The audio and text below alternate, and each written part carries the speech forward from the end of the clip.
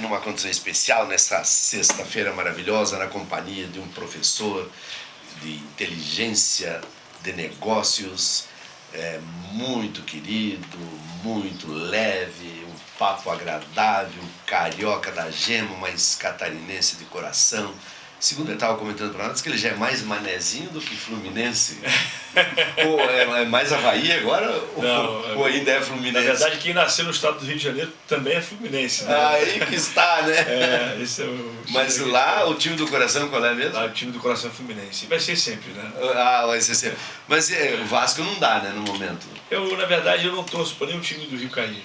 Eu estou torcendo para o Vasco realmente se manter na primeira divisão. Eu sei. O Lucas está sofrendo um pouquinho, mas a gente está dando um apoio, né, Lucas? Tem o Lucas e algumas centenas de milhares de pessoas aqui na região sofrendo. Mas, inclusive, não sei se está sabendo, professor, mas a Dilma fez uma ligação para o Eurico Miranda essa semana. A Dilma, nossa querida presidente. Ela falou, por que você mudou o número? Porque era 13 pontos que ele tinha. 13 é o número do PT, tá certo? E agora ela foi dar uma bronca no Eurico Miranda dizendo por que você saiu de 13 e foi para 16. Aí disse que o cara do PSTU ofereceu algo a mais para ele, por isso que ele foi para 16. Mas continua lá na oposição. Muito bem, professor, nós estamos voltando a falar e conversar sério sobre mercado, e você estava falando sobre a nossa mente humana. Consequentemente, nós levamos isso para o lado dos pensamentos. Aqueles exercícios que a gente faz a brincadeira, para de pensar um minuto, é impossível, nós não paramos nunca. Mas essa quantidade, essa leva de pensamentos negativos é uma coisa de louco que realmente acontece nas pessoas. Eu recentemente fiz uma capacitação em Tocantins para os gabinetes dos desembargadores do Tribunal de Justiça de Tocantins. E lá foi abordado quase todos os temas de administração, e um dos temas que me chamou a atenção foi como motivar o servidor público, né?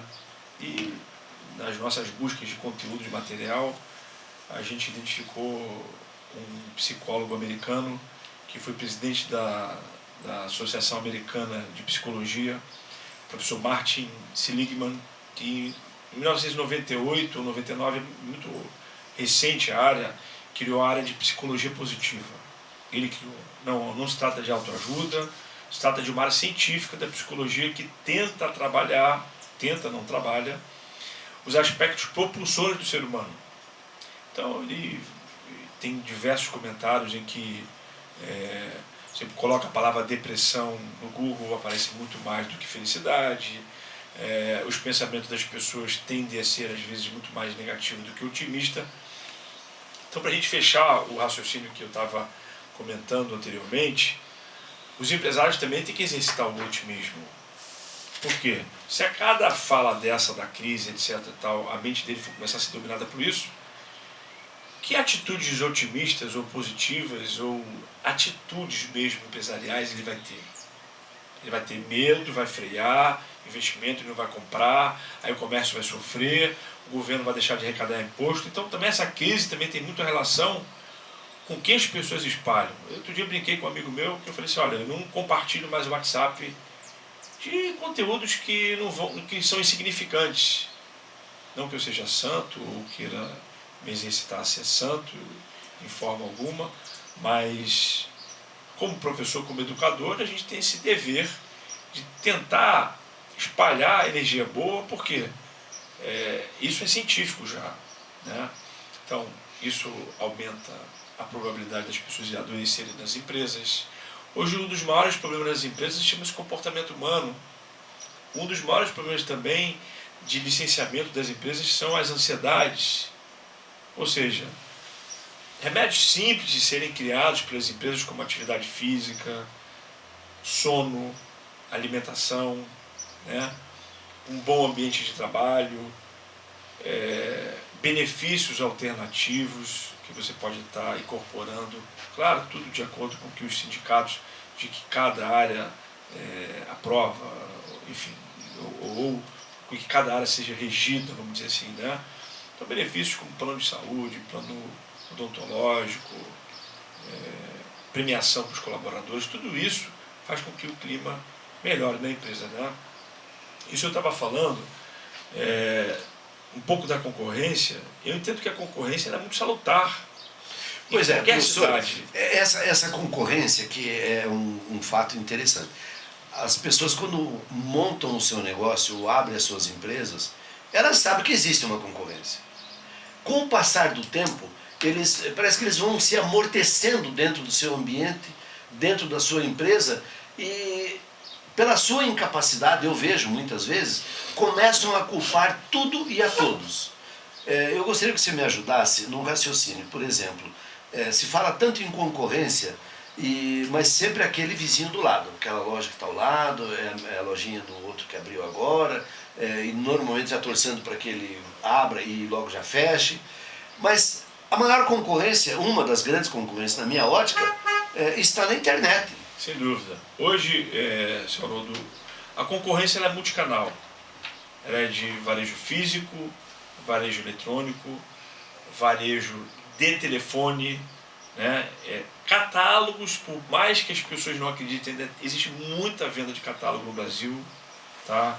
A gente está em Santa Catarina, você imagina no norte, nordeste, regiões que eu já tive a oportunidade de visitar quando eu fui professor da Universidade Federal de Santa Catarina por 2 vezes, nos projetos um projeto bem interessante do governo federal da Universidade Aberta, em que as universidades levavam o ensino a regiões com pouca distribuição de renda, etc., com cursos de ensino à distância, cidades que ainda as pessoas compram por catálogos, que não vou ficar citando nome de empresas, enfim.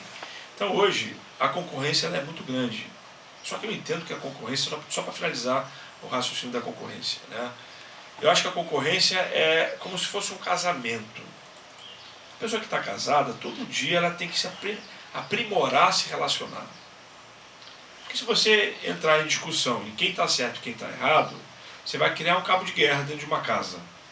Se você entender o outro e querer se aperfeiçoar e o outro querer se aperfeiçoar, você vai criar um molde e vai conseguir conviver e ambos podem ter suas vidas felizes e o casal mais feliz ainda. Eu vejo que a concorrência é uma oportunidade que as empresas têm de se aperfeiçoar, de melhorar, de evoluir.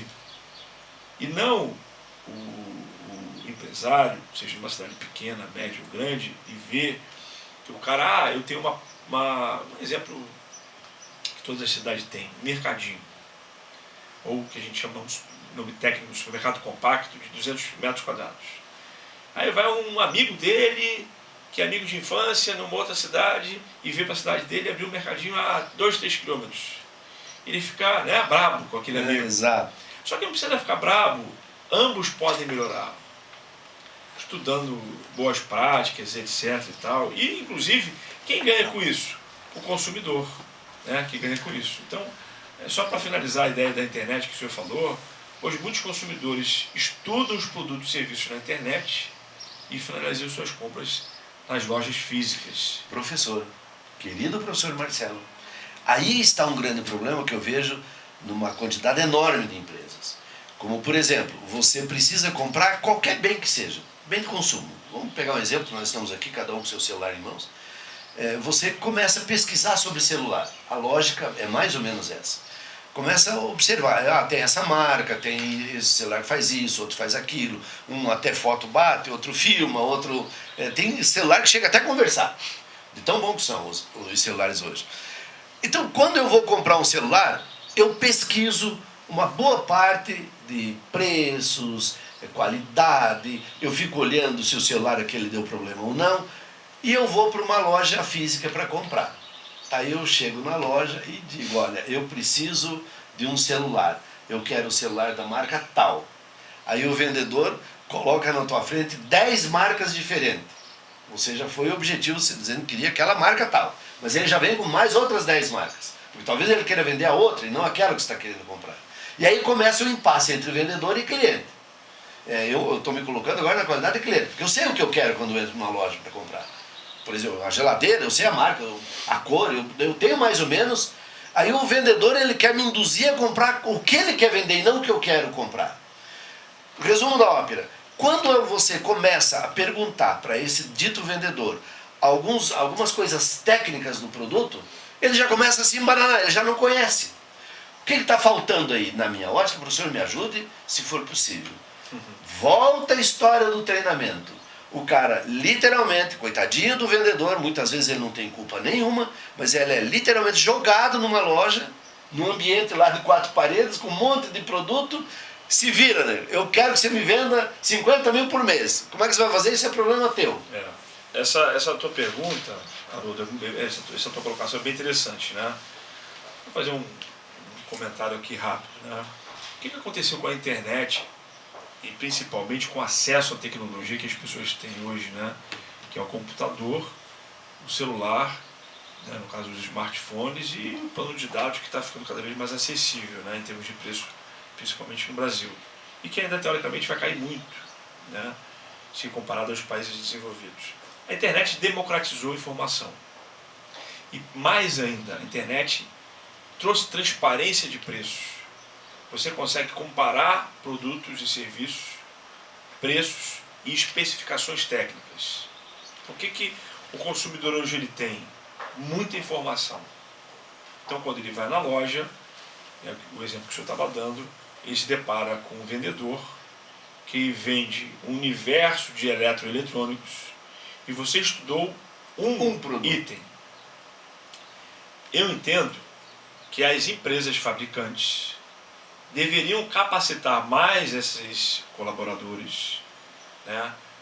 E estas empresas também disponibilizar, como em algumas grandes redes, eu não vou citar o nome de rede para fazer propaganda, tem em São Paulo, Rio, Estados Unidos, Europa, esses colaboradores das empresas para tirar dúvidas dos consumidores.